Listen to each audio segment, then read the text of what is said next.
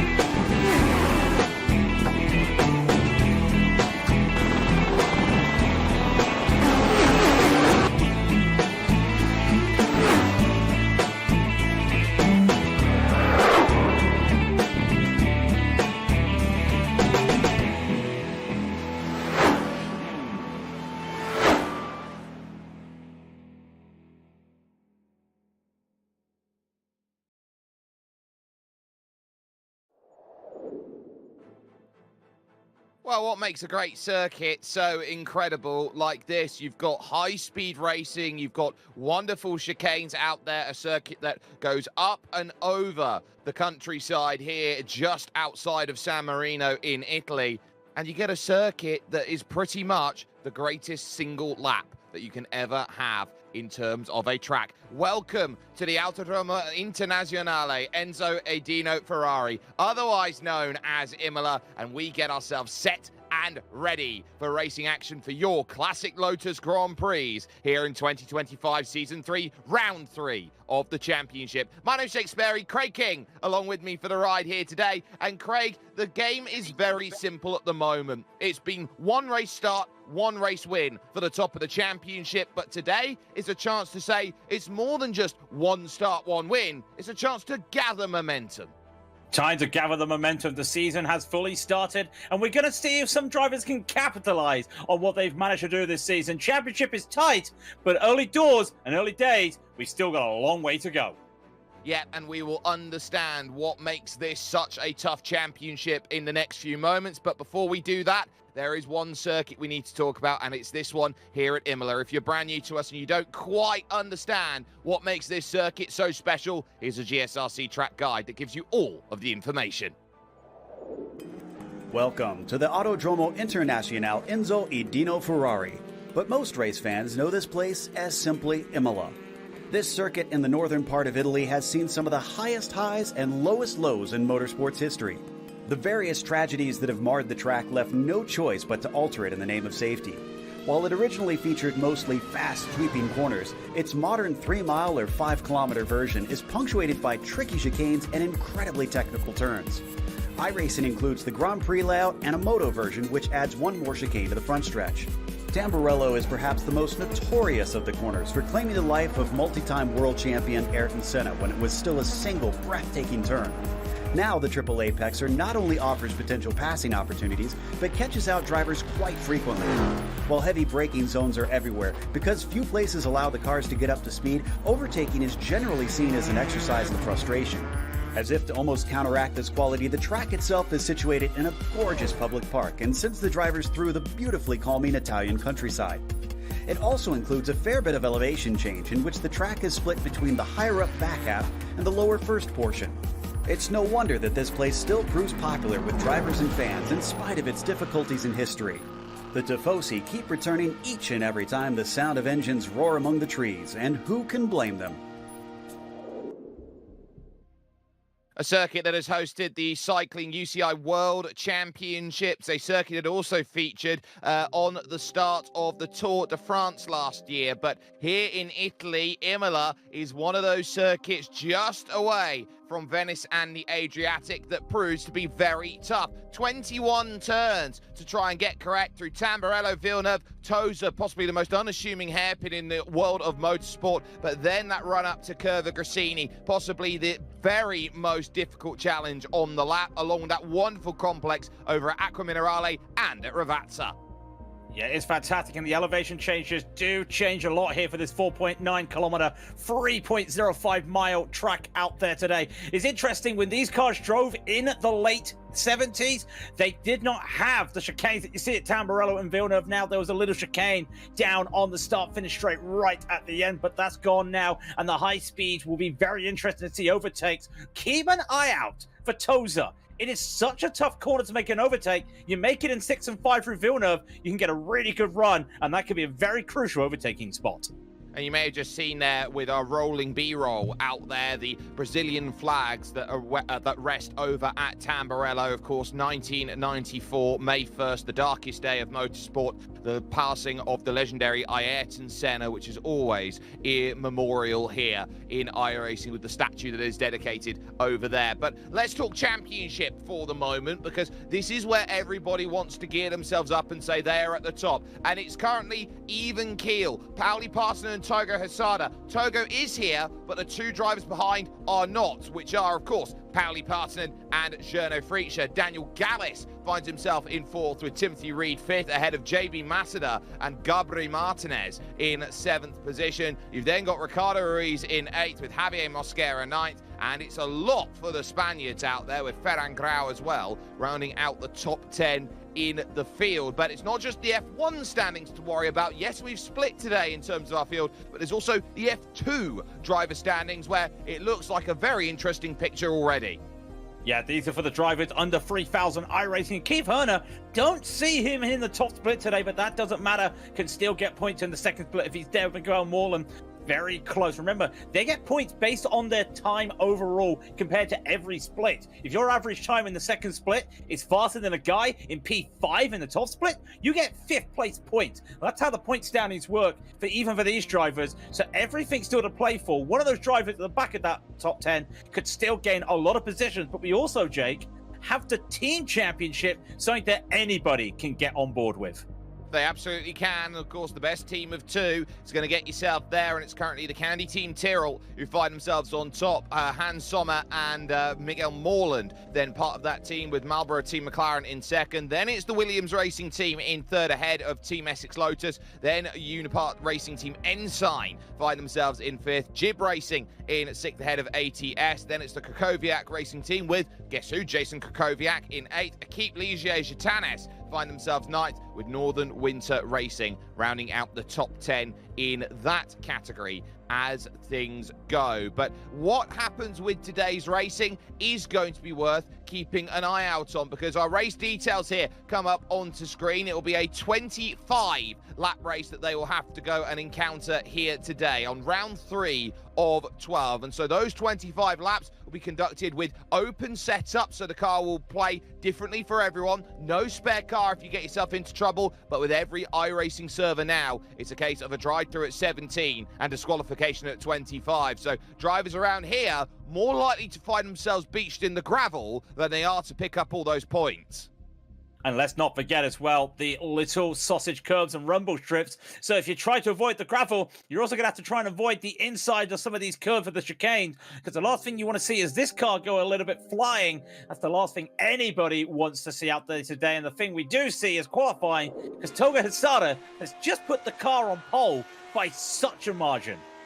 Exactly 9/10 of a second. Togo Hesada has gone nuclear in terms of his lap time. He has gone and found a wonderful lap to put him right up on the top level. And he knows, compared to Kartik Pai behind, Taylor Lane, Gabri Martinez in 4th position, he has got a wonderful turn of pace that he will be looking to usurp out there over the course of running. Up over with Togo Hesada, and get this, that's just his first lap here in weather conditions where it's 46 degrees out there in terms of a track temperature, looking to go and improve on that 31.8. Diving down the hill through the first of 2 Ravazza corners. The second one is flat, which often does catch quite a few drivers out for the lack of elevation, and along this long run towards the end of the lap, turn 21, right on the finish line.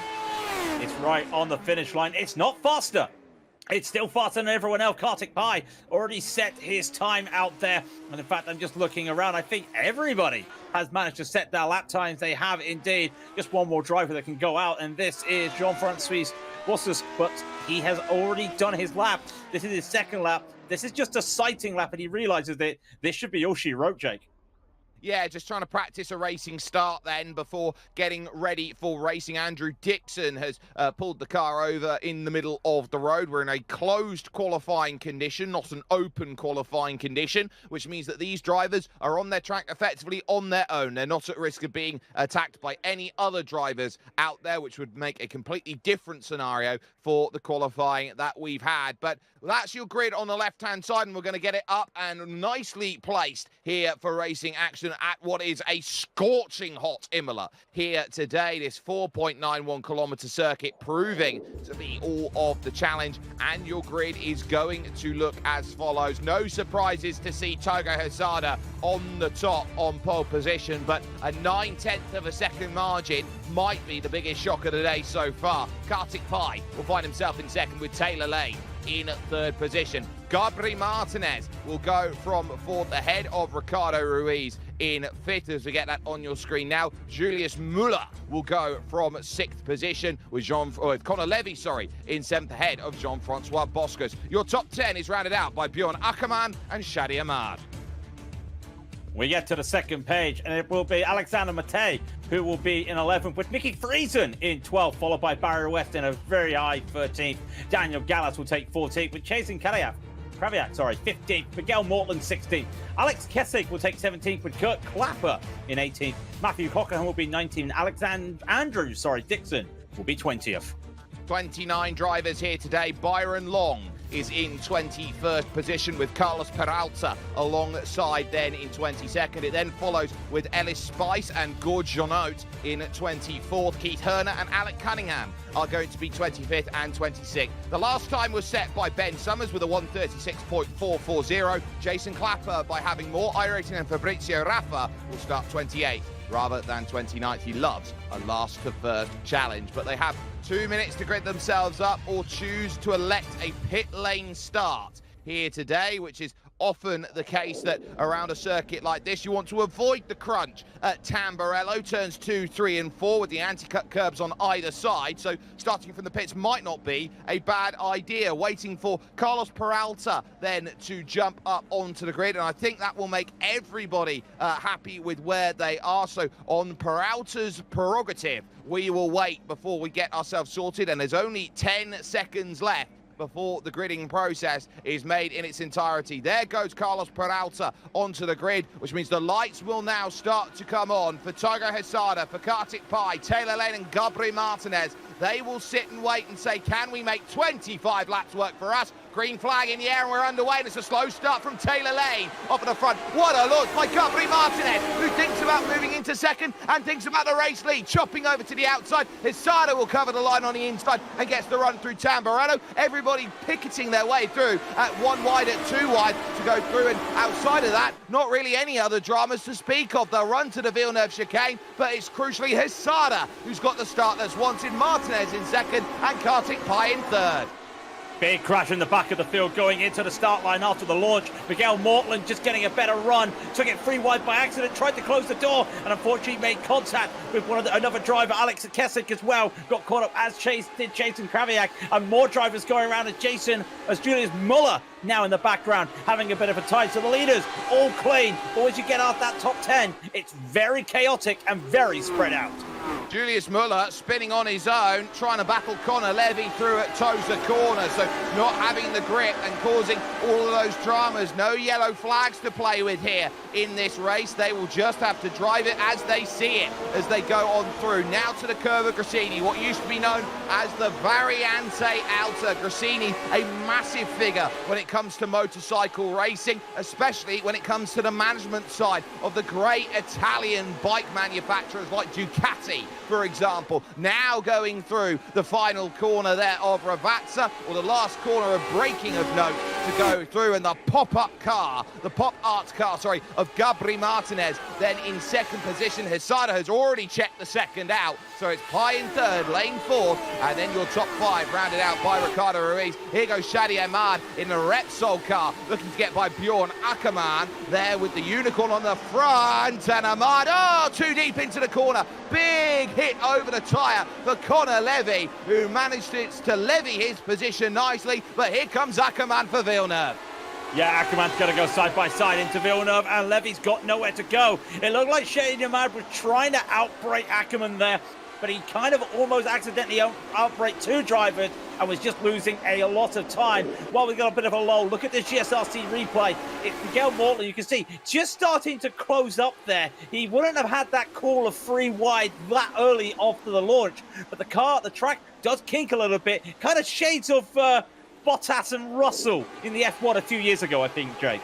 Very difficult going 3 wide there in towards turn 1 and then to turn 2. Very easy to lose track of how much space you have due to the slight nature of the turn. Over to the left-hand side going towards Tamburello, turns 2, 3 and 4. Looking at Jean-Francois Boschkus out there at the moment. Then in the Albiland car there, the Albiland Williams effort out there at this point. They're all running Lotus 79s. It's a series that everyone's got the same car to work with, but because it's the Classic Championships, everyone loves a good classic livery out there. Like this mock-up GTP ZXT from Mickey Friesen, who is in 12th position at the moment, exactly where he started the race. Well, Mickey Friesen drives a Audi GTO in the IMSA Vintage season, and it's not a GTP, so he's gone with that classic Nissan livery here. We don't see him usually going to the open wheelers. It's a nice treat to see him out here today, really trying to tangle with some of the best. And in front of him is a legend in iRacing with Barry West, but behind, more positions going. This feels like the 80s with the two Marlboro McLarens having a little bit of a battle with Keith Herner getting past straight away. Jason Clapper is now going ahead. That counts. If you're keeping track with Jason Clapper, it's +9 so far. He's already up to 19th.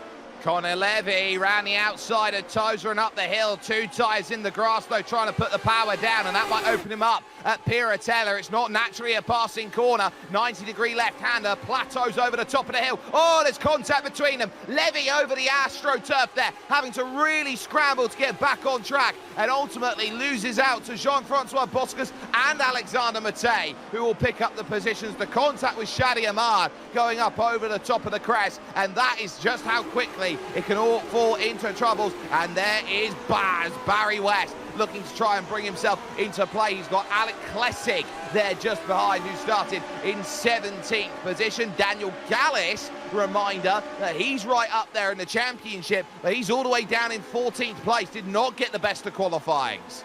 Going to get the best of qualifyings, and he's going to have to do his best. But what a performance this is so far for Barry West.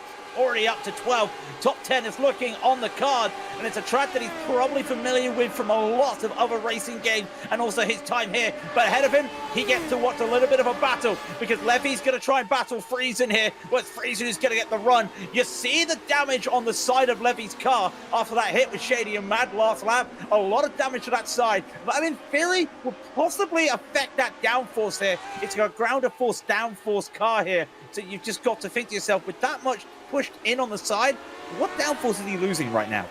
Yeah, that ground effect is going to be really important. And Alex Klessig having a little search, and he'll get oversteer off the exit of the corner of Villeneuve, and that brings to the inside of Tozer Daniel Gallis, who will quite comfortably get the launch then through the middle of the corner and move on up the position. Half defends it here, going towards Piratella, falls back half into line, and now it's up to Klessig to go and get this run down the hill to Aqua Minerale, one of the toughest sections of road on any race course here, because you've got to turn and brake at the same time here for the big right-hander, 120 degrees, back up the power, easy to spin on the exit as well, and very toughly done. By the way, last time by, Gabriel Martinez set the fastest lap on a 1:33.8 and lost 0.8 of a second. So for those who don't understand how fastest laps work in iRacing, you need to set a clean lap in order to get the fastest lap bonus point, which means Togo Hesada went off the circuit at some point, picked up a 1x incident point, 1:33.1 for Hesada over the line, and it looks like this one was a clean lap, and so officially now gets the fastest lap of the race.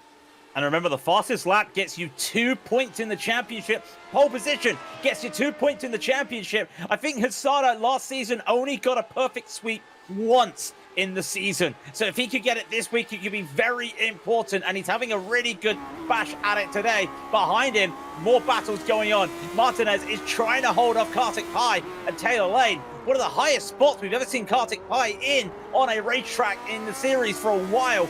Really hanging it to Martinez. Remember, Gabri had that fantastic start, and ever since then, he has been struggling a little bit, but there's not a lot of places to make moves so far.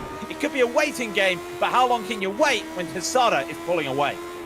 Number 44 on the helmet. Oh, left for Lewis Hampton. There's a car off there on the left-hand side. That's Togo Hesada, your race leader, off the road. Gabri Martinez got scared going through. Kartik Pai now leads this race. A crazy Aqua Minerale out of relatively nowhere. Togo Hesada just overcooked it then as he went through and had to abandon. There is a strip of grass on the outside of Aqua Minerale, which means you have to abandon ship as you go off. Otherwise, you're spinning the car. Hesada overcooking it into the corner. Gabri Martinez joins on the scene. You'll see him on the right in a moment. There he is squirting about through the grass, and Togo will be kicking himself. How did I make that mistake?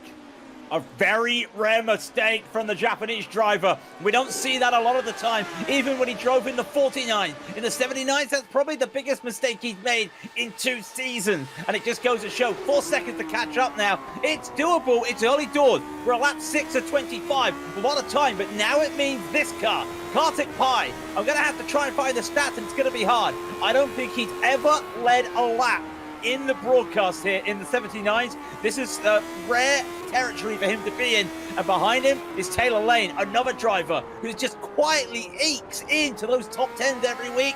Now he's on the podium step. What can Lane do in this race?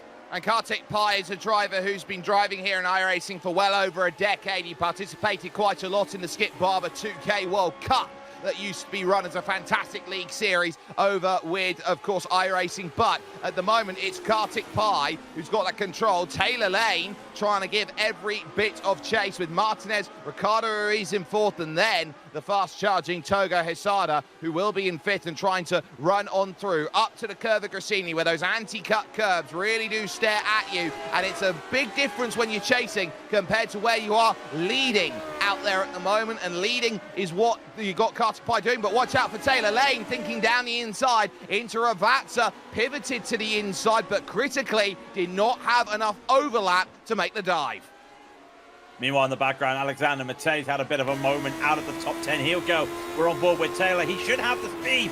The slipstreaming these cars is pretty strong, but then you've got to slow it down. You've got to shift through the gears. Remember, these are 8-pattern cars. He'll have the outside as Kartik Pai will defend on the inside. The overspeed's too much. Lane will take the lead for the first time in this season. And now for Kartik Pai, once again, he's on the defense, he's on the attack, and he's got a really good run out of the Tamarello. Can he make this side-by-side through to Villeneuve? It's not enough, but he holds on to it. That's what he needs to do. Keep side-by-side Jake through Villeneuve. Set yourself up for Tosa. It's the only way. Oh, and a big slide by Taylor Lane as he struggles through the mid part of Tosa. The moment that the track starts to incline up, that's where he starts to run into that trouble. And Kartik Pai wasn't quite close enough to make a move. And suddenly the group's getting close together now because you've got Gabri Martinez in play, Ricardo Ruiz. They're going to allow Togo Hesada back into the group now as they run through Aqua Minerale and back up the hill. 1, 2, 3, 4, and 5, all within about 2.2 seconds. On the road right now and up into the Grassini chicane. They go once again. This is about patience and this is about making minimal mistakes out there. That, for Taylor Lane, earlier on in that lap was a huge sigh of relief because that could have been his race. Gabri Martinez getting close, but not close enough. And Ruiz goes a bit too deep into the braking zone there. I don't think it was a case of getting spooked by Martinez braking behind Pai. Martinez could have made an overtake there, decided against it, and I don't blame him. You try and make a move into Ravazza, you go side by side a bit too much, you lose a lot of time going onto this straight. Kept it safe, kept it there. But the more these 4-car battle, the more Taylor Lane catches up. Here's the position overtake there. Pai holds onto it from Martinez and he defends the inside. Real good run from Martinez, but he's made a mistake, and they're both going to get caught out here, and Hesada has to step on the brakes. That's a big one for Gabri Martinez. Kartik Pai went sailing into the corner, somehow got it sorted, but Gabri took too much out of the first chicane, well over the anti-cut curbs, and that puts him now back with Shadi Ahmad in a fight for 5th place. So it really opens up the gaps once again, and Martinez then crossover down into Toza from Shadi Ahmad, and he's going to get drive off the exit, almost gives a little bit of a boot over to Gabri Martinez, the same way Michael Schumacher did to Juan Pablo Montoya once upon a time here. Now again, over to the outside, coming to Piratella, doesn't work for Gabri Martinez. Oh, he didn't see me there, of course. You have to be pretty stupid if you can't. Oh, no, he couldn't see me at all. That's a shade of Montoya and Schumacher, and even more. Ahmad is struggling here. He's trying to overdrive the car out of the corners. There's 3 corners now I've seen him. Tailfish the rear, and that mistake has caused Martinez to lose another position, and he's lost his gear. This could be another position he loses. You've got the feet. He had the godlike start here to get up to P2. He almost led for the race. He's had those mistakes in that one moment, hitting the anti-cut curve. The rhythm is off now, almost getting hit in the back by Jean-Francis. It has gone from bad to worse for Gabri Martinez. Well, we talk about drivers finding rhythm, finding momentum, and Jean-Francois Bosca sees that there is no rhythm left in Gabri Martinez. At the moment, he might be a librarian in a Phineas and Ferb animation at the moment at this rate that he's going, but for the moment, Barry West sees Jason Clapper flying through, and he's already up into the top 10. It's taken him 9 laps to gain 18 places. I put that at 2 a lap. Well, 2 a lap means he's going to get the lead in 5 laps, and then he's probably going to overtake everybody with a few laps to go. What a performance from him. We missed Togo Husada overtaking Ruiz going into Tamburello. So he is now on that charge, and a lot of it as well isn't due to the others fighting. It's due to just him having clear air and the ability to just push with no worries about what's around him. The only time he's had a worry was that moment going into Tamburello last lap. So now he's able to just keep it cool and calm and collective, and he'll see up ahead 1 lap car, and then he'll see the leaders slowly itching together as Lane and Pai are about to get into the slipstream. Well, we're hearing word that Togo caught a bit of a screen freeze going through and having technical issues there with the car jittering about. It's very much the same as, say, for example, going through and realizing that you don't have a brake pedal, or suddenly you're losing a gear on your car. It's very much the case of this is what simulated racing does out there. There are different challenges that can also put you in trouble. Husada then drives by Julius Muller, who's a lap down. Well, we look back at Mickey Friesen here in 9th, and look at what's going on in front as Husada sets the fastest lap. Boscus now has a great run on Gabri Martinez. This is to move on up again, pinching against the curb, looking for a way to hit the brakes strongly here at Tamburello. 3-part chicane, 2, 3, and no drive for Boscus then, and suddenly that brings Mickey Friesen in, but Friesen on the outside line leaves the door open. Through then is going to go Jason Clapper. There goes 1, eyeing up a 2nd. It'll be around the outside of Villeneuve, driving off the exit, 3 wide off the exit. Boscus has been mugged by those 2 drivers, and wide again. There is going to be more dramas because Friesen tries to get it sorted and does, and movement again proving to be vital right now in this race. That's Jason Clapper up 20 positions. He started 2nd last on the grid. He loves doing this, and he's done that too, that we talked about. And it was interesting to see Friesen. He thought he could make the run around the outside of Toza there. It's tough. It has got a little bit of camber on that inside, so if you go around the outside, you have to keep it fast. He tried to keep that speed up, realized he overbroke himself and locked up the tires, but keep a 1 position. Boscus has got to feel bad though. He had a chance, and now he's got a surging Barry West behind him, who does have a service slowdown. So they're just going to be 2 drivers that these 3 drivers can just keep away from them. Meanwhile, Husada yet again goes purple. Yeah, another 6/10 quicker than Kartik Pai on that last lap. The gap between them down to 1.7 seconds, and we're not even at the halfway stage of the race. A great look of VR, H-pattern shifter as well. And one of the things being in a sim rig like that is comfort there, because have you ever tried to H-pattern shift when you got VR and you can't exactly see where your gear lever is? I mean, I've never even tried to VR before when racing. I would love to try it. I wouldn't want to try it with these things. I couldn't even H-pattern shift without a VR headset, Jake, if I'm brutally honest. There'd be too much doing. It is like rubbing your head, tapping your belly, whatever it is. You get the idea. You've got to do so much to get this car under control, and this is what the driver's like. It doesn't matter what you drive. It doesn't matter how you drive. It doesn't matter what your disabilities are or how you race. You are all racing together for the fun of it, and Barry West would be the advocate to tell anybody, get this car, get this series, and love driving it. Sim racing equivalent of trying to stack plates on a unicycle like Red Panda. That is what we've got at the moment. Martinez has run a little deep as Hesada closes in on the leading three again. So Jason Clapper is eyeing up 7th position out there at the moment. But here on lap 11, it is Hesada who is making the big charge at the moment and pulls himself to about a second away off of Kartik Pai. Now, catching is going to be one thing, and as Murray Walker always said, passing is most certainly another, because Togo can get to the back of Kartik Pai here, can get to the back of Taylor Lane, but what happens when Kartik and Taylor start battling? Where does Togo go through? Togo goes through doing Togo things. He is the king of the late breakers. If you've never seen him, you've never seen the iRacing highlights, he loves to take it long and deep into the braking.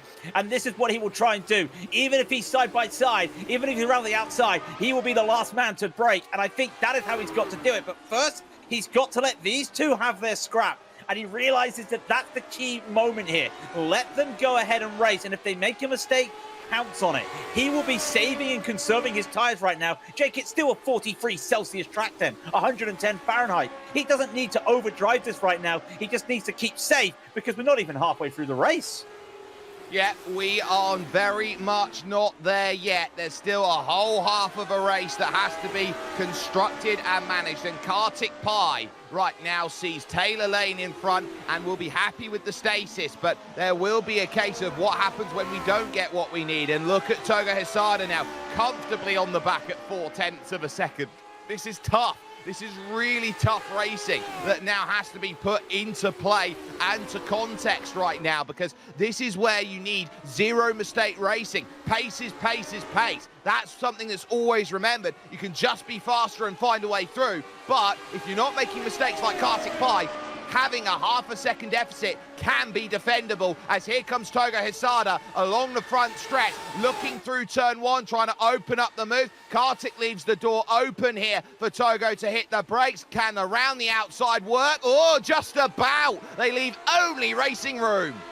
Well, I think Kartik realized that Togo was going to brake late, and they both broke at the same time, and Hesada had to lift off the brakes a little bit to just get a nose ahead under braking, and it worked, but just a bit. Taylor Lane's gone off. Mistake going into Villeneuve, and he's gone off onto the gravel. He'll go down into 3rd position. Hesada takes the lead. He didn't have to do anything. He just waited for the opportunity. One corner, just about 2 meters too early on turning, and Taylor Lane takes a trip over the anti-cut curb and finds out just how difficult this circuit is. So some wonderful bits of work. Togo Hesada back where he wants to be. Taylor Lane in the Prestanda Nomad car, just too early. Just a bit too early there and capping off the curve. Thankfully, it's not wet. Thankfully, there's runoff there. He didn't go straight on like other drivers did today. But now he's got it all to do again. And he also realizes that if Pai has had Hesada get by him, this could be another place lost, because they may just have to say sayonara. Look at this. To it. Well, you look at this, though. Yeah, Gabri Martinez is going to lose out here. Mickey Friesen making the move up at Grassini. Gets it done wonderfully there. Jean-Francois Boscus and Barry West lining up to try and find an opportunity to move on by, and not quite finding it. And there's a 5th to the party in the wings. That's Alec Klessig, who's trying to get himself close. Friesen going to be looking behind there at the Ford DFB Cosworth engine. Not quite a turbocharger in that one at the moment, but very much still the most famous engine in all of motorsport, followed secondly by the work that was done on that 1995 Toyota Corolla in the World Rally Championship. Martinez closing, but not enough. Not enough, and I'll tell you what, he almost clipped the grass there under braking and lost the car. He was lucky enough to just hold. What a run he had there on the exit of Tamburello, but a bit of a slide. He can't really attack this. There is a lap car ahead of these two, and he might just pull over to the one side. It's Julius Muller. We'll wait to see what he does, and he does. This allows Friesen to get by. Nowhere for Martinez to go by either. So everyone gets past the lap car. More sliding from Martinez here. That's a surprise. Friesen has kept this car straight, and the straighter you keep this car, the smoother it gets. This could be vital for him to try and pull away from this mammoth pack that he's got behind. It is a huge pack that is trying to form, but ultimately it is starting to string at the moment thanks to the lap traffic. Boskus now staying close to the back of Martinez, and Gabri, who started in 4th position, will be looking behind saying, well, what have I done wrong so far in this race to be down 5 places and battling out of position, really, to what his natural pace will say. He's needed to take lap on lap to find that consistency. It has been troublesome, but he'll also be looking out on those issues out there, as we've also got note that Alec Cunningham has had himself the black and orange mechanical flag, which is an indication if he's had to come down into the pits, which means he's whacked the wall somewhere. Yeah, a little bit of a moment, had to tow the car as well. So that looks like his day is done as well. Conor Levy also into the pits as well for a mistake. I think he's gone as well on board with Boskus as he's trying to catch up here. And this is the worst part of this race now. He knows that Martinez has the tow, and he has to try and do it. But look at the dirty air through Tamburello. Really affecting him, and even trying to get on the throttle. The car's still sliding. Remember, 43 Celsius. Why is this a big deal, Jake? Because you have to be smoother with your input the hotter the track gets. And these drivers, you can see the ones that are being struggling with that, as we see Martinez have a mistake, and those that are comfortable in these hot conditions. Yeah, there is a difference factor out there, and up the hill again towards Piratella with 11 laps to go. Well, 10.5 for these drivers as Jean-Francois Boskus, they're trying to get as close as possible to the rear and thinking, where am I going to go? He'll be seeing a little slide, trying to get it sorted. Half missed apex there by Gabri Martinez, but it's so well gathered off the exit. Gabri is driving a car right now at this moment, Craig, that is deciding it is incredibly tail happy. It's not afraid to plant itself down to the floor, but I do worry that the longer that Gabri Martinez goes in the race, the more those rear tyres start to wear, it's going to be a case of that car is going to be wanting to spin around at each and every place, as now Taylor Lane battles Kartik Pai. Can't quite get it done on the outside. Pai holds his place. Yeah, the Nomad driver needing to make some moves here. And thankfully, talk about hot tyres and warm tyres, he took a trip to the gravel, so I don't think those tyres are going to be liking what he did. They had a little bit of a cool down, and then he got them back up to temperature, and that does not help the rubber at all. So he's going to have to be a little bit careful through the later stages of this race. But you've got to think, top 3, after everything that has happened, are still in the same positions they started the race in. After everything we've seen after 16 laps, I would not have put my money on that. But now comes the time. You're in the second half of the race. What have you got? Because these drivers, they've got a lot to say. Barry West is showing all the experience for his age, and a mistake from Boskus, that will allow the veteran to go on through. Yeah. And now for Jean-Francois Boskus, he will look around and see it's Barry West now who's trying to fight his way back. And again, Barry gets what he wants at Piratella corner. It's a small thing of going from attacking to defending, and you'll see it in groups like this. One mistake from one is an opportunity for another. Barry West pounces on it. He's got so much experience in this series. He's seen pretty much every way to make an overtake, and there he goes through like he's a case of Benedict Cumberbatch out there at the moment in the Marvel universe, and seeing all possibilities, and says, that one, I'll have that. Well, I'll have that. You have that. I'll have this as well. Taylor Lane trying to go around the outside. Can't make it stick. And it's really good because, again, remember I talked about Toga Hisada? Really good late braking. Kartik Pai's turned up to the party today and gone, hey, I know how you do it, and I'm going to do it myself. And that's really good defense from him. Yet again, he has to take the inside line to defend against a driver into Tamburello.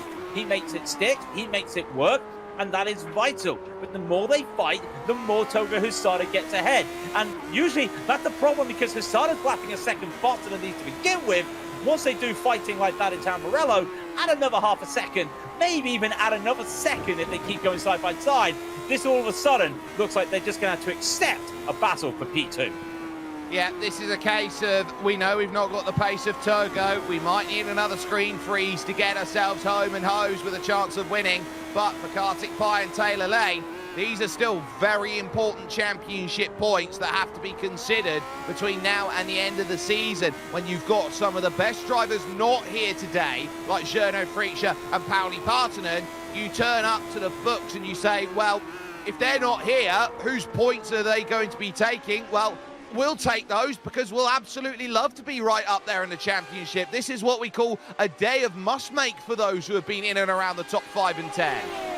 Usually when any series comes to Imola, you always get the drivers you don't normally see battle out for the top. And like you say, whose points is it anyway? There's a scene from a hat. 2 cars going side by side. What's your best response? Kartik Pai once again defends on the inside. And that could be the story of this race. And they look at the timing tower. They notice that they don't have to worry about Ruiz. They can do this all day long now for the remaining 8 laps. They don't have to worry about the rest of the traffic catching them because they're matching. This is going to be good for Taylor. This is going to be better for Kartik Pai. They know that it won't be a problem because this man is just flying ahead right now. Almost 5 seconds clear now at the front of the field with 7.5 laps to go in his race. Togo Hesada is proving that he is box office when it comes to the classics, and he is very, very tough to stop when he gets into groove. And even here today, he's proven that even with a few troubles out there, he is looking to fly with everything that he's got. I do want to point some other drivers who are making some great progress, not just Jason Clapper, who's past Bjorn Ackermann now and up into 6th position. You've got Alex Klessig, who's going for a move, but I want to focus on the 22 car, if it's at all possible, Mr. Director. I want to focus on Gord Janot, because right now he's up a very nice 9 places in this race in the number 22 car, over from 24th to 15th.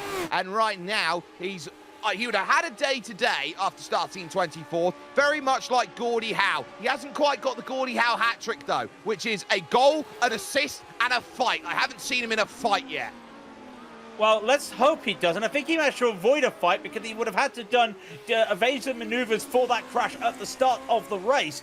And hopefully he didn't get involved in that, because then you might get that, but it might be kind of a bit like the Pirates Red Renaissance photo when it comes to fighting in that situation. Everybody all bunched up. These two are bunched up. There's no fighting. It's respect between these two. Taylor still looking for a drive to get through. What a result this would be on the broadcast for the Nomad team to see it. Is that a lap car having a spin? It is. And a slide. Barry West will go on by. He keeps looking. These two are having a barn burner everywhere you look, Jake. There's some fantastic racing. Yeah, he got right up on the curb with a bit of too wide there and slight contact wheel over to side pod out there. So that was a really, really big move that needed to be done. Barry West couldn't get it sorted. And here comes Klessig taking a big wide line, trying to get himself the run. And he just can't get enough drive going up the hill. And you can see there where he's looking and how he's looking down at his shifter over, and with that VR and how he's going about it, you can really see him peering into the corner there and working through. Whereas if you were out there racing a car like this in the real world, the amount of neck muscles you would need to go and just peer through the corner like that, you would have to be absolutely, I would say, toned out to the masses with your neck muscles to try and do something like that. And even more, do you notice he keeps looking to his right? He doesn't use a virtual mirror. Most VR drivers, they go for the full immersion. No virtual mirror. They use all the mirrors the sim provides, not what they give you virtually. So he's having to use those tiny mirrors, and they are tiny on these Lotus 79, to just look to see where Klessig is behind him. He has to constantly look behind through that mirror. At the same time, he's keeping his eyes on this line. He can't look at his gears. He can't do that. And he can't look at this battle going on because Ellis Spice is trying to keep Herner, trying to get past Daniel Gallas, and he goes a little bit too wide, and that will allow Gallas to retake that position. And surprisingly, no slowdown there for Herner. He's going to have to redo it all over again. Yeah, he'll have the long front stretch, though, to go through, but keep an eye for second, because look at what's just gone on for Taylor Lane, who has gone through. So Taylor Lane is now up on the timing tower into second position with a wonderful move into Acqua Minerale, but Daniel Gallus here, who we're focusing on 17th, has held his position and done so wonderfully there to make it happen. Kartik Pai is now back to third. Yeah, absolutely fantastic move. Just in that little kink right before turn 11 into Acqua Minerale, he was able to just, well, actually was turn 11, just able to make a little bit of a tap there, get on through, and there was nothing that Pai could do, and he had to just concede that as Daniel Gallus continues to hold his position and starts to pull away from Herner after that mistake. The starter, fastest lap again. That's not a problem right now. Let him drive as he drives. Gallus continues on. I will also keep an eye out. Jason Clapper is about to get top 5. Here's the replay for that overtake. There's the move, a bit of a slide. But again, eyes on Jason Clapper as well. He's about to go 23 positions up. Shady Ahmad has nothing for him. Welcome to the top 5, Jason Clapper.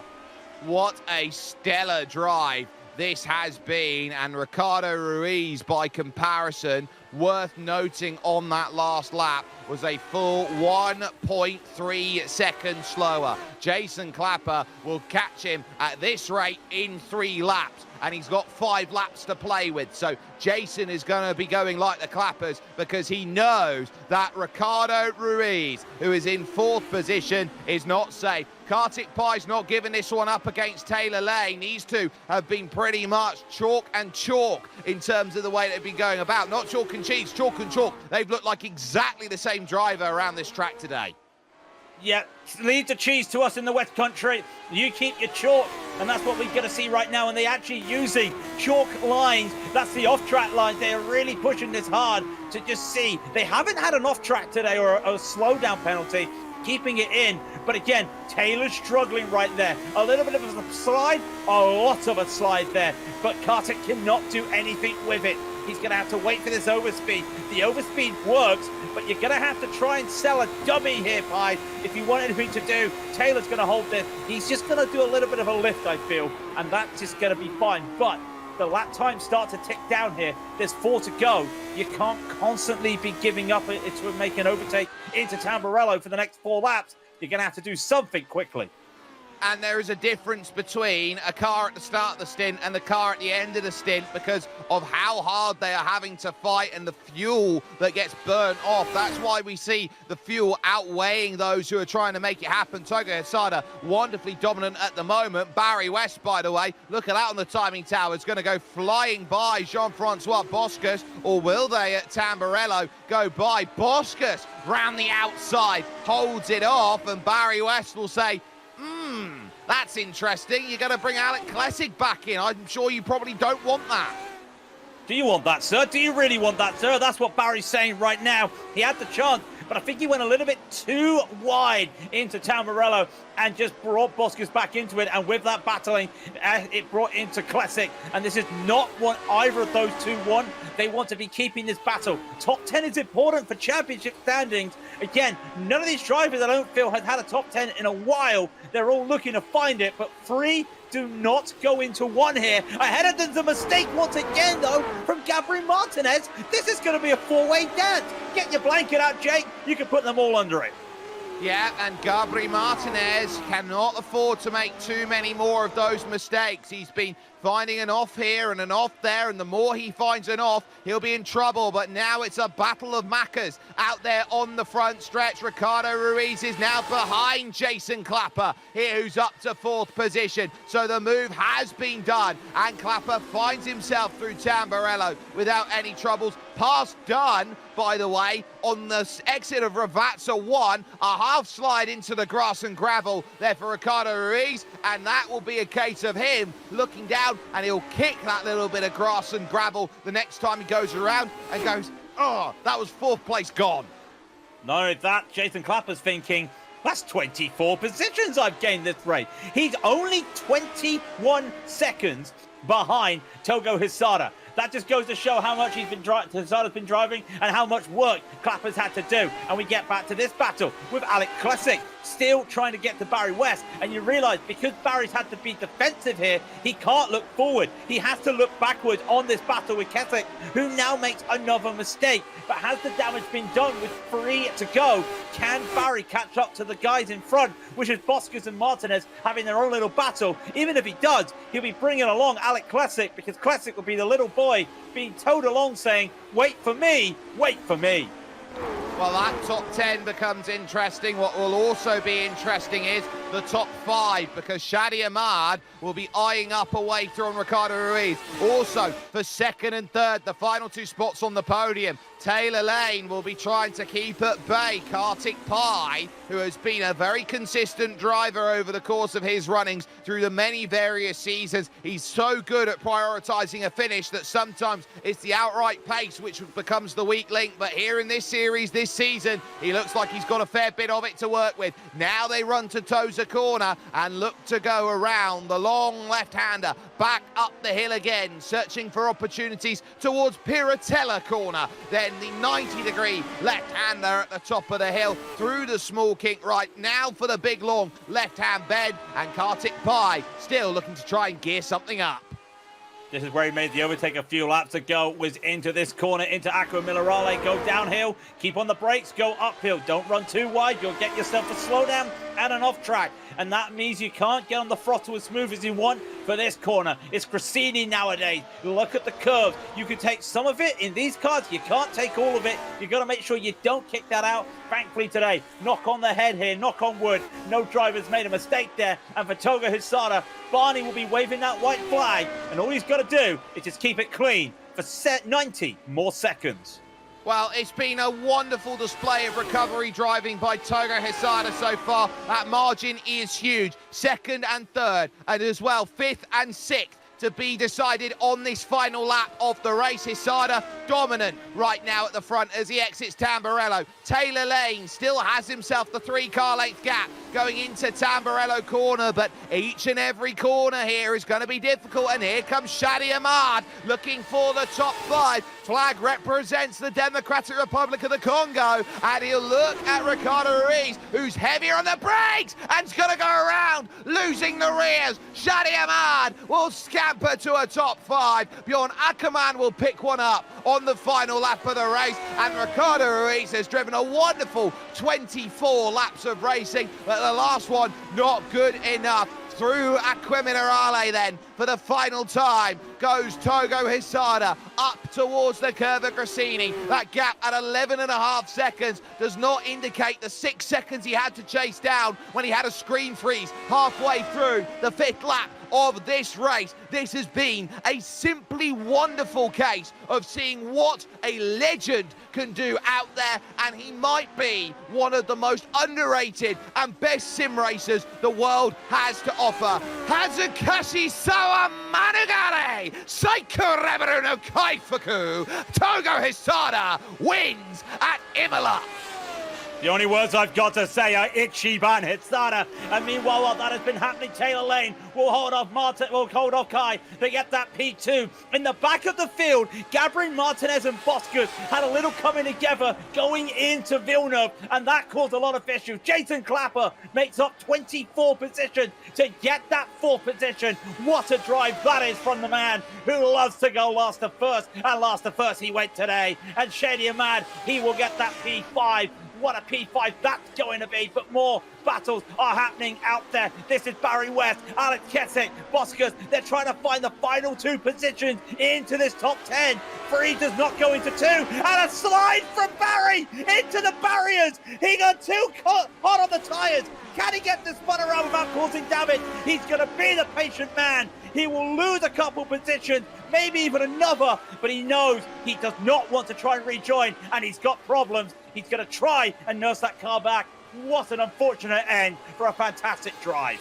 Alexander Matei goes through, and Barry West, I think, will look around at himself and go, how on earth did I do that? Final corner on the cameras, and look at this for a drag race over towards the line. Keith Herner trying to steal one late on Ellis Spice, who's got the inside line and staves it off by just about a tenth of a second. Daniel Gallus is trying to serve a black flag penalty here on the final lap of the race. He has hit his box, but I don't think the penalty is going to be served because it's a drive-through at 17. So Gallus here, I think, is going to know he's going to be the last car. It doesn't matter where he finishes or whether he doesn't. His race is going to be run. So let's get confirmation of result then. Here from the Autodromo Nazionale, Enzo Edino Ferrari, Togo Hesada, 12.4 seconds. Not entirely plain sailing out there with Taylor Lane in second position and Kartik Pai rounding out your podium then in position number 3. It would then be Jason Clapper from 28th position on the grid. 4th, he will finish here in this race with Shadi Ahmad in 5th and Bjorn Ackermann then in 6th position. It will then follow Ricardo Ruiz with a spin late on the final lap of the race, seeing Shadi Ahmad take that top 5 as Mickey Friesen would go to 8th place. Jean-Francois Boscus would be 9th, and with a gain of 7 over the course of racing, Alec Klessig would round out your top 10. Well, we get to the second page, and Gabriel Martinez, it was a great start, but not a good finish. Down 7 positions to 11th. And Kurt Clapper, he made up 6 himself to come home in 12th with Alexander Matei in 13th. And Barry West, what could have been there, will finish 14th, but he could have had a top 10 almost. Gord Janot, as we were talking about earlier, makes up 9 to go 15th. Ellis Spice will be in 16th. And then it's Keith Herner in 17th. Ben Summers makes up 9 himself into 18th. Andrew Dixon will take 19th, and 20th belongs to Daniel Gallus.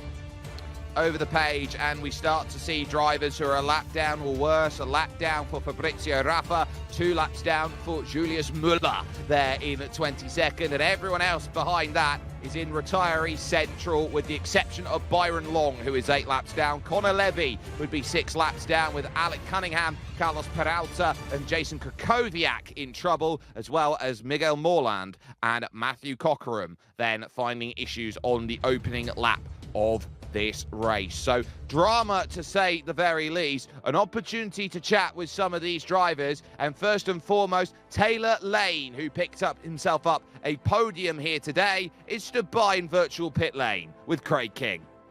Yep, got Taylor Lane with me today. And Taylor, what a drive that was. For a second, you were leading the race, and it looked like it could have been a surprise there, but unfortunately, it has to be said, the pace from Hesada today was just too tough for anybody. Yeah, I never thought I would be leading the race at all. As you've seen the results, I'm usually sort of pushing on the top 10. But yeah, Hesada's pace was incredible. I saw him spin. I was absolutely gobsmacked. I saw him just off in the gravel, and all of a sudden I was in second place. But that was so tough. I am drenched in sweat right now.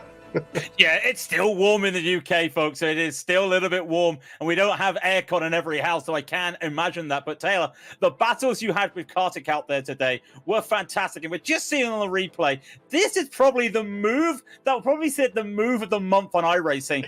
Just going into braking with Acqua Minerale. You don't do that, Taylor. What were you thinking?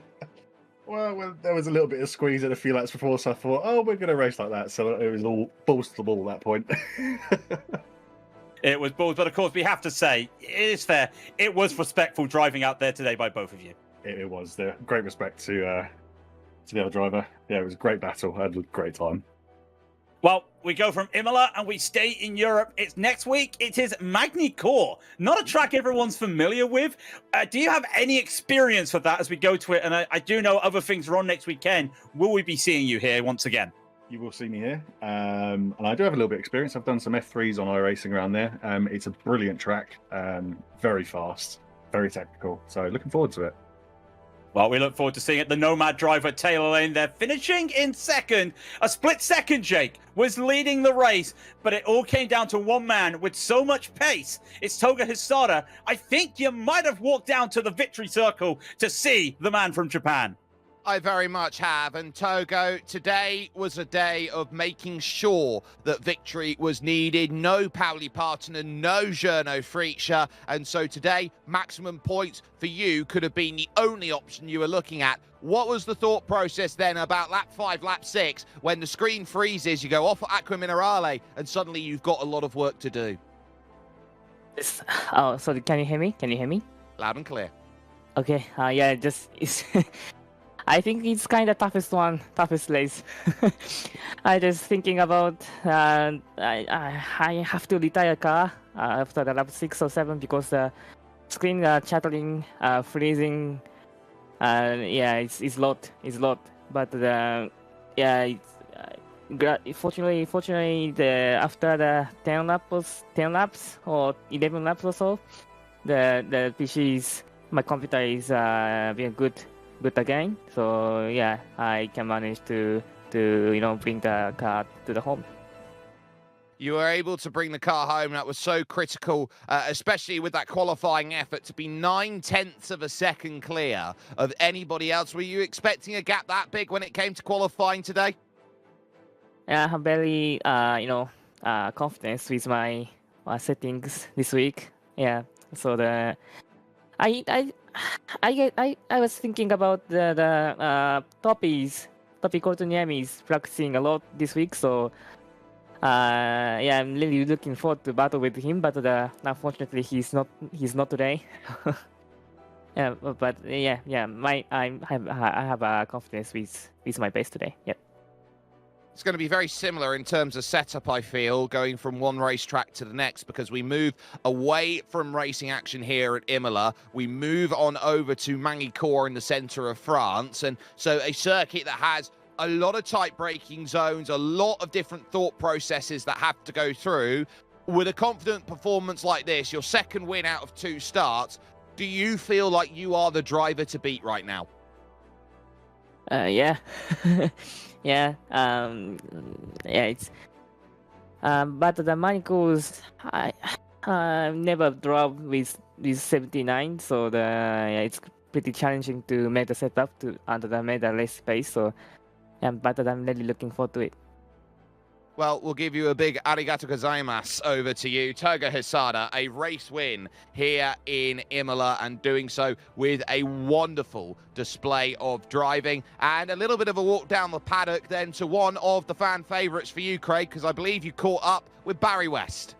I love it when I get to talk to Barry West, as I say in my West Country accent. Barry, I've got to address the final corner on the final lap. We were all raring for that top 10, and it just fell there. Was it a bit too much throttle on the final corner? Yeah, do we have to talk about that? I've got to address it. I'm sorry, Barry. Yeah, no, I was pushing too hard, and I just overstepped the mark. Yeah, it was a bad move on my part, really.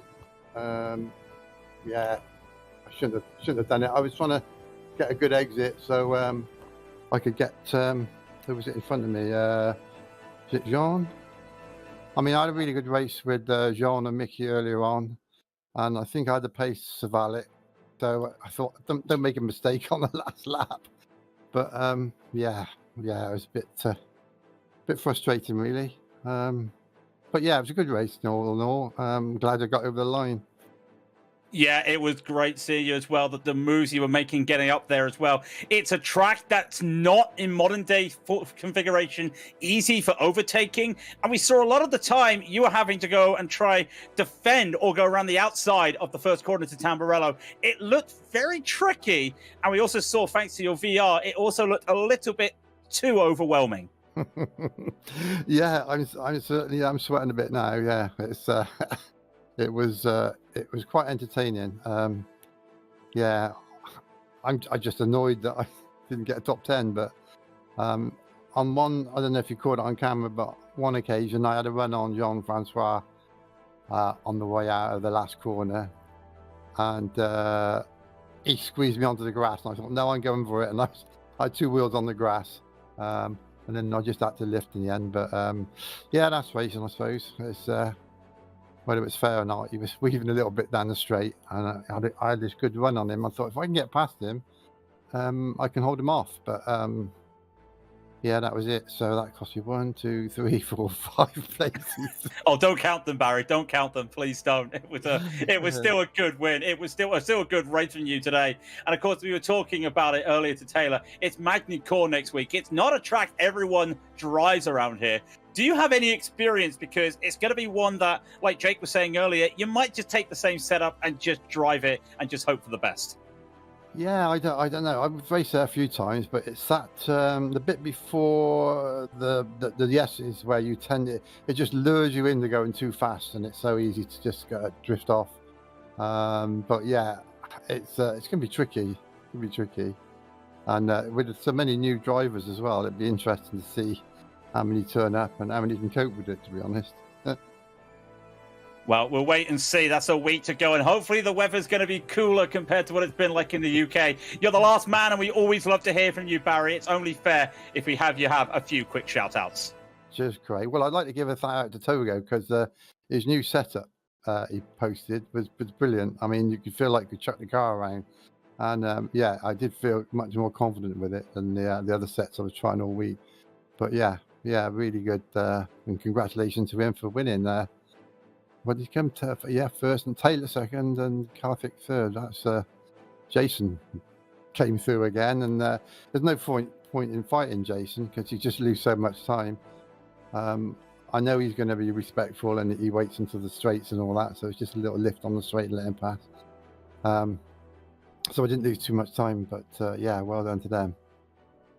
Yeah, well done to them. And of course, a well done to you, Barry, for another great race. Barry West, who finishes in 14th. A little bit unfortunate there for him today, Jake, but a great drive. I don't know about you. I'm going to find a place to sleep right now.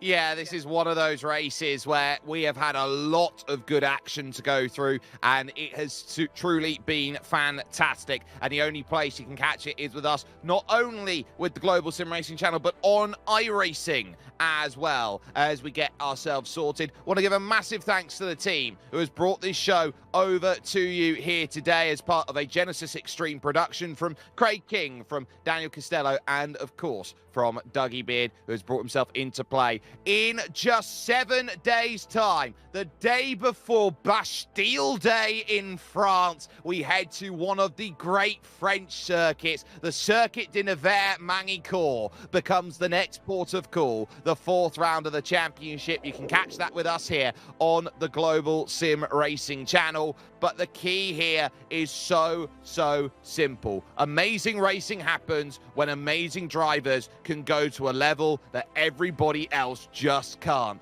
The key is simple. Turgo Hesada was in another stratosphere to go and have a screen freeze, to drop 10 seconds, and to still win by 12. Everybody else is now going to be in a huge bit of shell shock. It's now time to attack. It's now time to lick some wounds. And now who is going to storm back and gain their independence as they work hard heading over to Magny-Cours? We'll see you in 7 days.